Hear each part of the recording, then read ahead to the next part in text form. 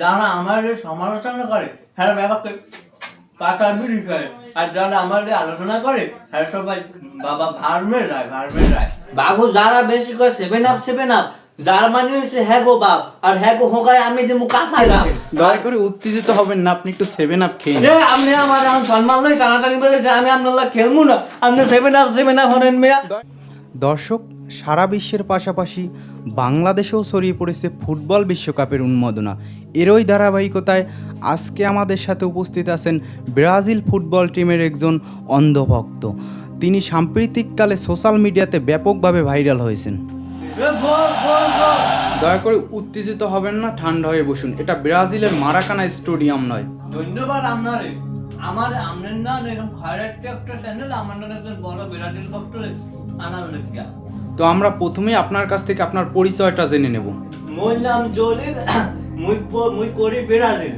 ওর বাড়ি পড়গুনা, মোর পরনে সেরাটেন। তো আপনি ভাইরাল হলেন কিভাবে? তা বাবু তুমি জানো না আমি খেলা দেখতে বাইরে হয়েছি কিভাবে? ওরে বাবু মুই একদিন বাজারে যাই দেখি বাজারে খেলা চলে। তা আমি এবার ব্রাজিলের বড় একজন ভক্ত।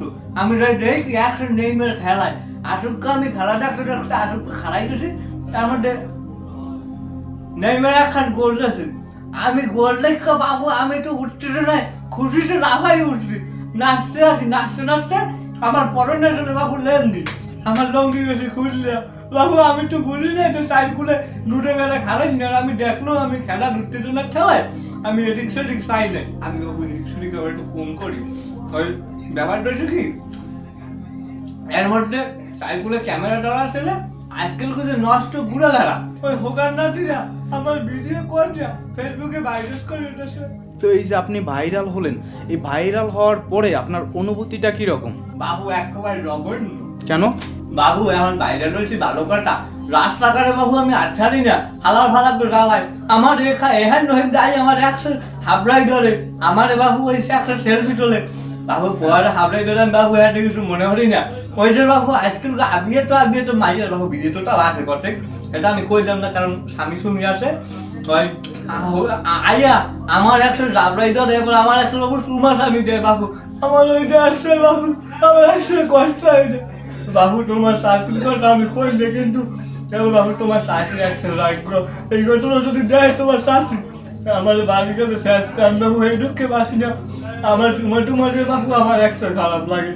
তো আপনি তো এখন সোশ্যাল মিডিয়াতে ব্যাপক ভাইরাল এবং জনপ্রিয়, তো এজন্য আপনাকে নিয়ে সোশ্যাল মিডিয়াতে অনেক আলোচনা সমালোচনা হয়। তো আপনাকে নিয়ে যারা এই সোশ্যাল মিডিয়াতে আলোচনা সমালোচনা করে তাদের উদ্দেশ্যে আপনি কি বলতে চান? বাবু যারা আমার সমালোচনা আলোচনা করে হ্যাঁ উপরে আমার বেশি কিছু কমার নাই। যারা আমার সমালোচনা করে হ্যাঁ ব্যাপারকে পাতার বিড়ি খায়, আর যারা আমার আলোচনা করে হ্যাঁ সবাই বাবা ভার্মের রায়।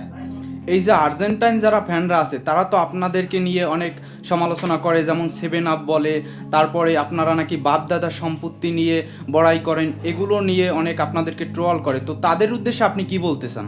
বাবু যারা বেশি করে 7 আপ যার মানে হচ্ছে হ্যাঁ গো বাপ, আর হ্যাঁ গো হোগায় আমি যে মুখ কাঁচা গাম।